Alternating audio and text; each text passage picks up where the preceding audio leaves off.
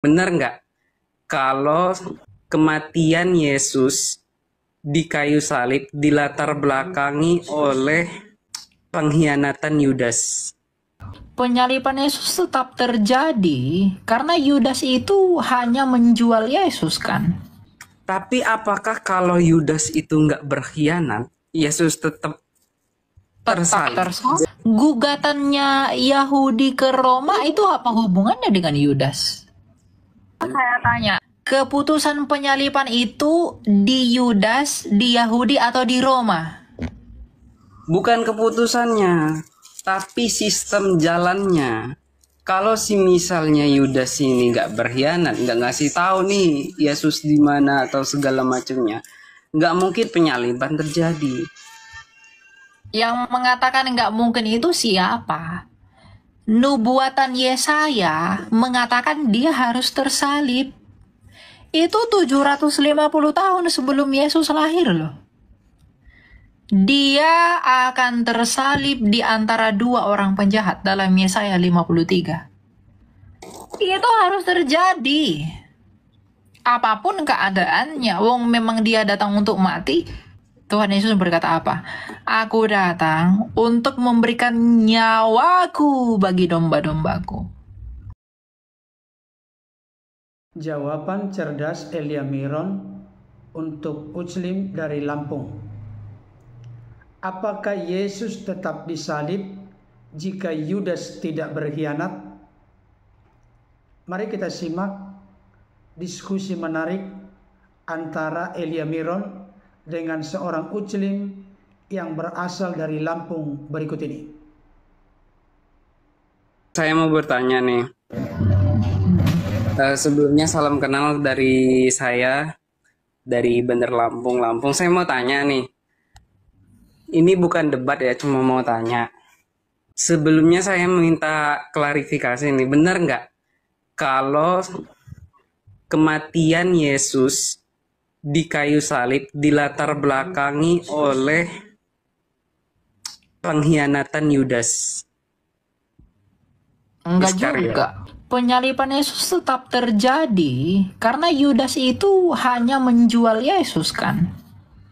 Bukan menyalibkan Yesus. Penyaliban tetap tuntutan dan kuasa Roma. Yudas mengkhianati bukan ke Roma.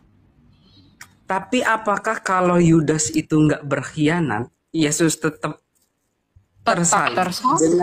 Dengan gimana itu ya? Sistemnya gimana, sistematisnya? Dia Jelas. tetap tersalib. Tidak ada sistem-sisteman. Gugatannya Yahudi ke Roma itu apa hubungannya dengan Yudas? Dia tetap tersalib. Wong Yudas cuma menjual dia kok karena dia kecewa. Yudas menjual Yesus itu karena dia kecewa. Dia tidak seperti yang Yudas harapkan. Yudas itu berharap Yesus itu jadi Mesias dalam artian dia sebagai raja yang kaya sekali. Karena Yudas itu cinta uang. Jadi kalau Yudas dekat dengan Yesus, maka nanti Yudas akan kecipratan duit yang banyak. Karena Tuhan Yesus mengatakan bahwa dia akan mati. Nah Yudas nih kecewa. Aduh, kok dia nggak seperti yang kuharapkan? Dijual lah Yesus. Makanya dia terima uang kan. Itu nggak ada hubungannya dengan salib. Mau dia khianati atau enggak, dia tetap tersalib. Keberadaan Yesus itu diketahui oleh yang menyalibnya, pasukan yang akan menyalib, itu informasi dari Yudas, ya kan? Nah, kalau Yudas ini nggak berkhianat, jelas penyaliban nggak ada kan? Nggak tahu dong informasi. Itu siapa yang bilang? Kamu menyimpulkan itu bagaimana? Nah, enggak, kamu tadi kan udah konfirmasi. Kalau misalnya si Yudas ini nggak berkhianat, nggak ngasih tahu nih di mana si Yesus ini. Sekarang saya tanya, keputusan penyaliban itu di Yudas, di Yahudi atau di Roma? Bukan keputusannya, tapi sistem jalannya. Kalau si misalnya Yudas ini nggak berkhianat, nggak ngasih tahu nih Yesus di mana atau segala macamnya, nggak mungkin penyaliban terjadi. Yang mengatakan nggak mungkin itu siapa? Nubuatan Yesaya mengatakan dia harus tersalib. Itu 750 tahun sebelum Yesus lahir loh. Dia akan tersalib di antara dua orang penjahat dalam Yesaya 53. Itu harus terjadi. Apapun keadaannya, wong memang dia datang untuk mati. Yesaya 10 ayat 17. Tuhan Yesus berkata apa? Aku datang untuk memberikan nyawaku bagi domba-dombaku. Jadi dia memang datang mau mati. Yesus itu pengen mati datang ke dunia ini untuk menyelamatkan manusia dari kematian. Jadi masa bodoh Yudas berkhianat atau tidak berkhianat pun, bagaimanapun dia akan mati. Tapi matinya bagaimana? Yang melalui salib. Jadi kalau kamu berasumsi kalau dia, itu kan kalau. Sedangkan nubuatan itu pasti. Dia lahir aja digenapi, tepatnya di mana? Ketika dia tersalib, dia mengucapkan apa? Disampaikan semuanya, dilakukan oleh Yesus semuanya. Tidak ada orang seperti Yesus di dunia ini yang dari lahirnya sampai matinya itu sudah dinubuatkan dalam kitab suci. Jadi kematian Yesus itu pasti, bukan bergantung pada Yudas. Ketika Yudas berkhianat menunjukkan lokasi Yesus di mana, lalu dia dibawa, tetap keputusan penyaliban itu ada di tangannya Roma. Yudas tidak punya hak membantah Roma kan? Yudas setelah itu bunuh diri kok. Tidak berbuat apa-apa. Jadi kalau Yudas berkhianat atau endaknya itu tidak akan pengaruhi penyaliban. Penyaliban tetap terjadi. Oke, saya mau bertanya tentang kitab suci Anda. Dulu kitab suci Anda itu diberi merek bahwa lebih ayat-ayat seperti Matius segala macam itu ada kata karangan Matius, karangan si ini, karangan si ini. Tapi pertengahan abad ke-90 kata karangan itu dihapuskan. Kira-kira gimana tuh? Iya, karangan itu kan bukan mengarang. Karangan itu kan dituliskan Matius, Markus, Lukas, dan Yohanes kan atas dasar peristiwa yang terjadi. Kalau hari ini ada peristiwa yang benar-benar terjadi, lalu saya mengarang buku yang sesuai dengan peristiwa sekarang. Dan buktinya, semua tulisan itu bukan karangan. Itu di luar Alkitab ada juga yang menuliskan tentang itu, padahal bukan Kristen loh. Misalnya, tulisan Josephus, orang Yahudi. Dia menuliskan apa yang ditulis Markus dan mengonfirmasi apa yang ditulis oleh Lukas dan Matius dan Yohanes. 4 Injil sinoptik. Jadi karangan itu bukan berarti karangan itu dibuat seada-adanya seakan-akan itu dari rendah. Yang lebih uniknya lagi, Lukas menulis Injil itu bukan untuk orang Kristen, tapi kepada Theophilus. Dan Theophilus, kalau kamu tahu Theophilus, dia tidak pernah mau menerima karangan. Nah, kita baca Lukas ya, biar kamu tahu nih apa yang dilakukan Lukas. Nih, Lukas 1 ayat 1 pendahuluan ya.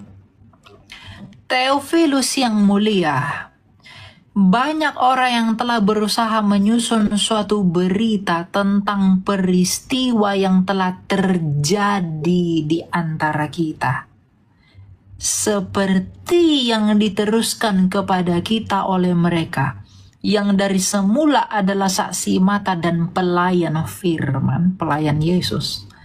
Setelah aku menyelidiki segala peristiwa itu dengan seksama dari asal mulanya, berarti peristiwa, bukan dongeng, ya.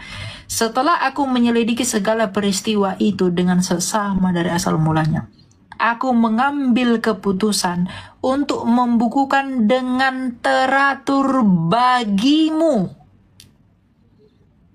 Bagi siapa? Theophilus. Supaya engkau, Theophilus, dapat mengetahui bahwa segala sesuatu yang diajarkan kepadamu sungguh dapat dipercaya. Lalu dia membuka ayat 5. Pada zaman Herodes Raja Yudea. Jadi kamu tutup Alkitab, bro. Semua data sejarah yang disebut di Alkitab ini, kamu harus percaya. Kenapa? Karena tanpa Alkitab pun, Yesus mati, Yesus bangkit di kandang domba tahun segini. Itu ada di catatan orang Yahudi sendiri. Ada di catatan Marabar Serafion, Lucian dari Samosata. Mereka catat itu semua. Padahal bukan orang Kristen loh itu. Itu. Oke, satu lagi saya mau bertanya. Silahkan. Oke, kalau nggak salah di Matius berapa ya? Matius 27 kalau nggak salah. Itu ada bunyinya bahwa Yesus itu maju ke depan beberapa langkah dari muridnya, lalu sujud. Nah, itu bisa diituin nggak ayatnya dulu, biar jelas. Terus itu ya berapa? Sujud, masalah sujud. Ya, Nah, lalu agama apa yang ibadahnya sujud? Nah, Yesus agamanya apa? Nah, dia sujud ke siapa? sujud. Iya. Buddha juga sujud loh. Enggak, bukan masalah Buddha dulu. Ini Yesus dulu. Dia sujud ke siapa?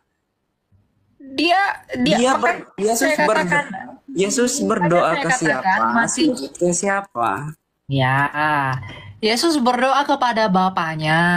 Sujudnya itu ke arah timur, arah Bait Allah.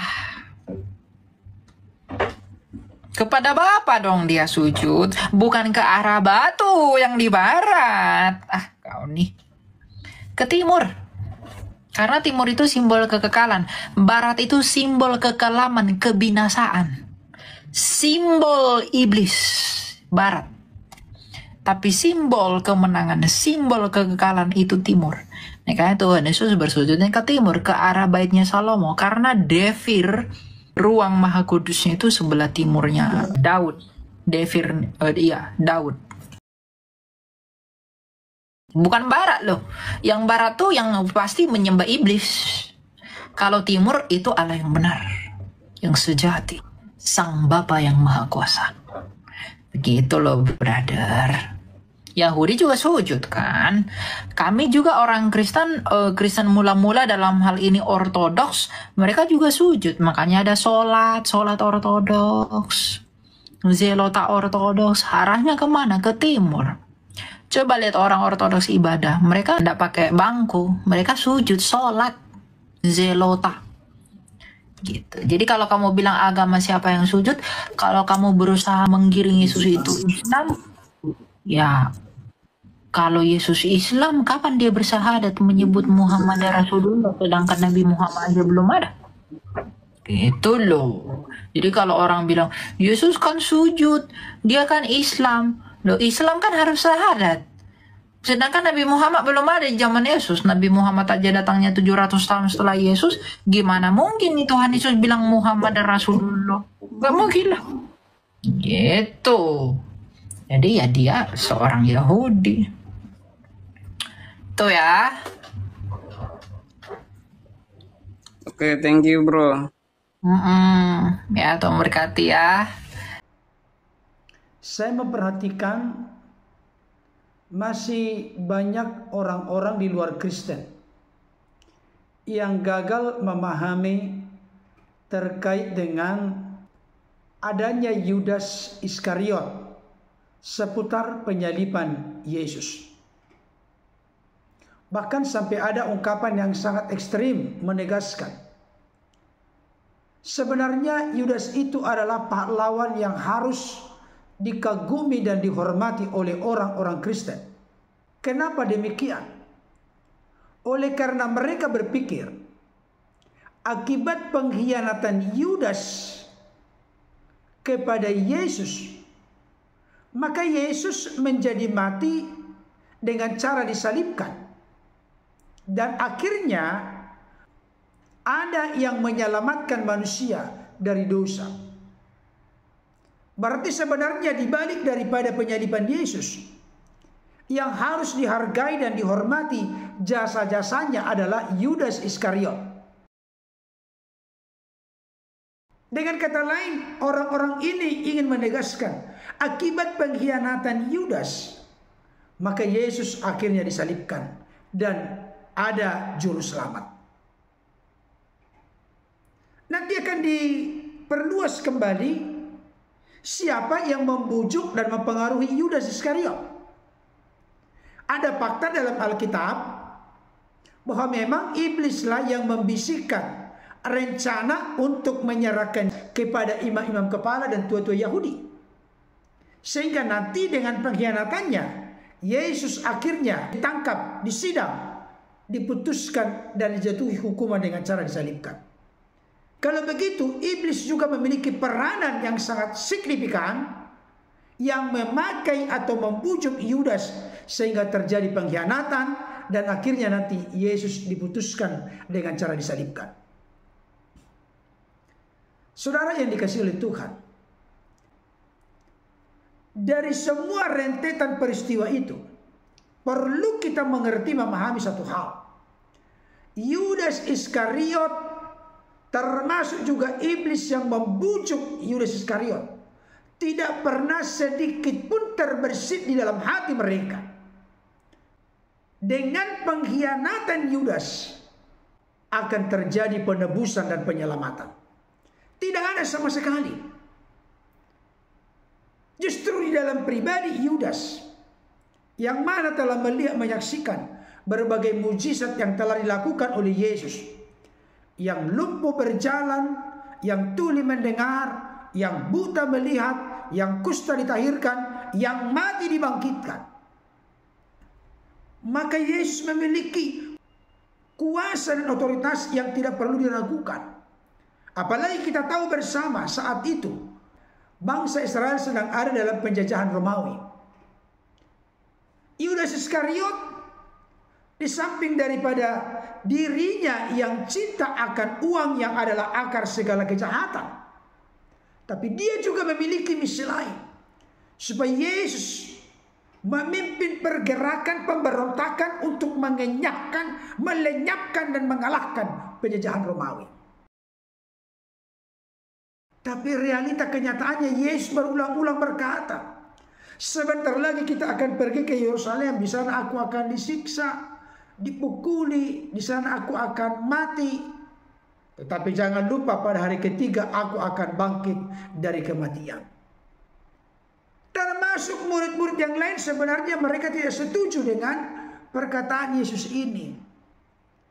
Apalagi ada dari antara 70 murid yang akhirnya mengundurkan diri karena Yesus berkata, tubuhku benar-benar adalah makanan dan darahku benar-benar adalah minuman. Kalau begitu ini bukan Mesias yang kita harapkan. Masa Mesias yang kita harapkan untuk menjadi pemenang justru mati menyerahkan nyawanya. Jadi tidak ada istilah Yudas Iskariot menjadi pahlawan. Karena sama sekali dalam benak, pikiran, pengertian, pemahaman Yudas, ketika aku mengkhianati Yesus, maka nanti Yesus akan mati di kayu salib, sehingga ada jalan penebusan dan penyelamatan bagi manusia, termasuk bagi dirinya. No, tidak ada. Dia hanya memiliki motivasi yang keliru dan salah dari mengiring Yesus.